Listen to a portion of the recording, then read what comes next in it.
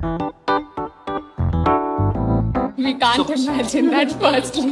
Communication का WhatsApp Instagram कुछ चल नहीं सकता है। फिर वही ये चिट्ठी वाले जमाने पे जाना होगा। अब बीइंग अ पब्लिक फिगर ये मेरे को लॉस लगेगा कि मेरा आइडेंटिटी धीरे धीरे लॉस चला जाएगा। मेरा ऑनलाइन बिजनेस है वो बंद हो सकता है। We are not even carrying our purse because we have our phone, we have our GPay and we will like just scan it and pay. हम बाहर रहते हैं अपने पेरेंट्स से दूर, तो अगर उनसे कम्युनिकेट करना हो तो वो बहुत प्रॉब्लम होगी। I think it is impossible without internet. जो आपको असंभव लगता है वो कुछ ही समय पहले की कड़वी सच्चाई थी अरुणाचल प्रदेश के सरहदी गांव की, जहां कभी इंटरनेट और टेलीकॉम कनेक्टिविटी का नामो निशान नहीं था। भारत के इन आखिरी गांवों में छुपी थी चुनौतियों, संघर्ष और उम्मीद की लाखों कहानियां। फोन तो बिल्कुल ही नहीं था तो प्रॉब्लम तो होता था। और कुछ भी खबर करना होता है तो यहाँ से कोई तवांग जाने वाला जो सुमो होता है उनको ही खबर भेजना पड़ता था। कि मेडिकल ग्राउंड में हमें सबसे ज़्यादा दिक्कत होता है, खास करके औरतों को बहुत दिक्कत होता था डिलीवरी टाइम में। यहाँ पर कम्युनिकेट करना मुश्किल होता था कि वहाँ डॉक्टर है कि नहीं फिलहाल, क्योंकि यहाँ से इमरजेंसी पेशेंट जा रहा है। मेरा अपना ही कोई फैमिली था तो फिर उसका मेडिकल केस हो गया, वो मेरे में आया था। लेकिन शायद उस वक्त अगर इंटरनेट होता तो शायद मुझे कंटेक्ट करके मैं उसके पास जाके मिल पाता। तो उस समय ऐसा था कि मतलब वो मतलब कनेक्ट नहीं हो पाया। पहले तो बहुत तकलीफ होता था क्योंकि अभी मेरा भी कुछ सामान लेना है, यहाँ में यूपीआई का सिस्टम ही नहीं है, इंटरनेट का सिस्टम ही नहीं है।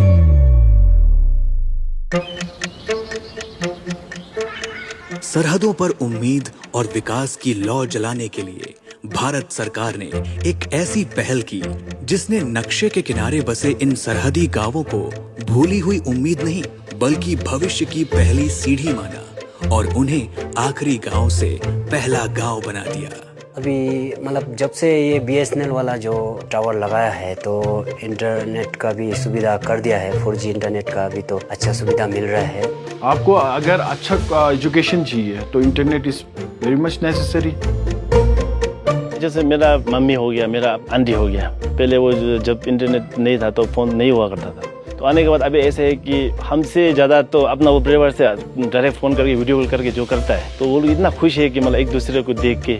जैसे कि आजकल तो पूरा मतलब जॉब वॉब वगैरह निकलते हैं तो ऑनलाइन ही निकलते हैं, तो उसको मतलब हम अप्लाई करना चाहते हैं तो डायरेक्ट ऑनलाइन ही कर सकते हैं। तो ये होम स्टे वगैरह जो हम चलाते थे तो यहाँ जैसे कि मान लीजिए आपका नज़दीक हमारा आसाम तेजपुर हो गया, गुवाहाटी हो गया, वहाँ का ब्रोकर से ही हमको मैंने यहाँ का रूम वगैरह का मतलब मिलता था। आजकल ऐसे हो गया कि ना हमको ब्रोकर का जरूरत है, डायरेक्ट सीधा आप इंटरनेट से दे के मेरा होम स्टे बुक हो जाता है। पहले और आज के उसमें तो जमीन और आसमान का फर्क आई है। मोदी सरकार की दूरदर्शी टेलीकॉम नीति के तहत अब सरहदी गांव भी डिजिटल इंडिया से सीधे जुड़ चुके हैं। 266 मोबाइल टावर लगाए गए। अब तक 288 सरहदी गांवों में टेलीकॉम एडवांसमेंट की सुविधाएं पहुंचाई जा चुकी हैं। इन गांवों में पहली बार 60 से 80% लोग इंटरनेट सेवाओं से जुड़े हैं। चाहे शिक्षा हो, स्वास्थ्य हो या आजीविका, हर जरूरी ऑनलाइन सुविधा अब इन सरहदी गांवों में भी उपलब्ध है। टेलीकॉम एडवांसमेंट सिर्फ कनेक्टिविटी नहीं है बल्कि संचार की वो क्रांति है जो सरहद के गांवों को मुख्य धारा से जोड़ रही है। और यही रफ्तार अब उन्हें बना रही है इस देश का पहला गांव।